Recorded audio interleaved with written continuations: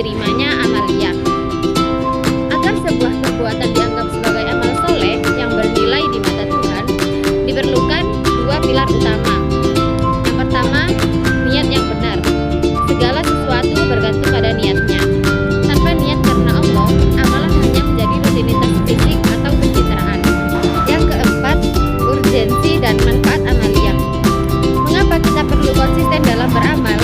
Yang pertama, ketenangan batin. Zikir dan ibadah memberikan efek meditatif dan ketenangan jiwa. Yang kedua, pembentukan karakter. Ibadah yang disiplin membentuk pribadi yang jujur dan bertanggung jawab. Yang ketiga, harmonisasi sosial. Amalan sosial seperti zakat dan gotong royong. Yang keempat, investasi akhirat. Keyakinan bahwa setiap butir kebaikan akan mendapatkan balasan di kehidupan mendatang. Nomor 5, tips menjaga keistiqomahan. Yang pertama, mulai dari yang kecil. Seperti lebih baik sedikit tapi rutin daripada banyak namun cuma sekali saja. Yang kedua, ilmu sebelum amal. Mempelajari tata cara dan makna agar amalan lebih berkesan. Yang ketiga, lingkungan positif. Berada di lingkaran orang-orang yang juga bersemangat dalam kebaikan.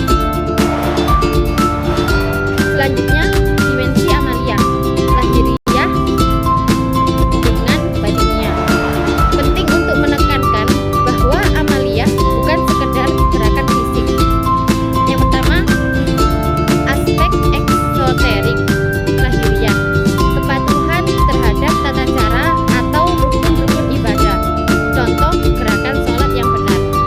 Yang kedua, aspek esoterik, batinnya, penghayatan dan kehadiran hati seperti khusyuk.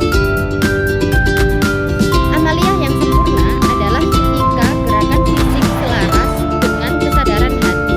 Tanpa penghayatan, amalan berisiko menjadi jasad tanpa ruh. Selanjutnya, pembagian amalia berdasarkan waktu.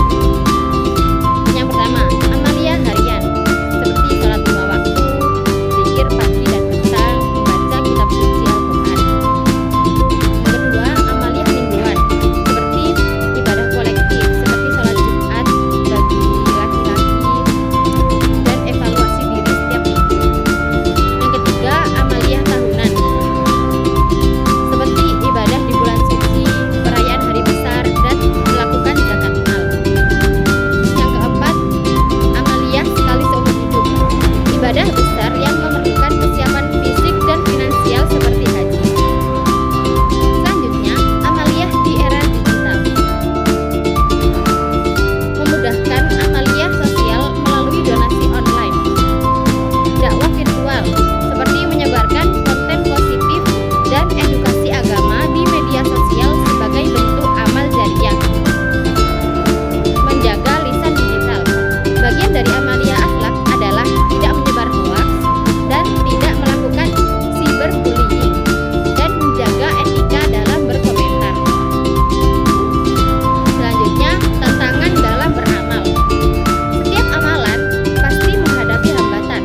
Membahas ini akan memicu diskusi yang menarik seperti penyakit hati atau riya seperti ingin dipuji, sum'ah ingin didengar kebaikannya, dan ujub bangga diri yang berlebihan. Prokrastinasi, menunda-nunda, merasa masih memiliki banyak waktu sehingga menunda pertobatan atau amal baik. Formalisme, terjebak pada rutinitas tanpa memahami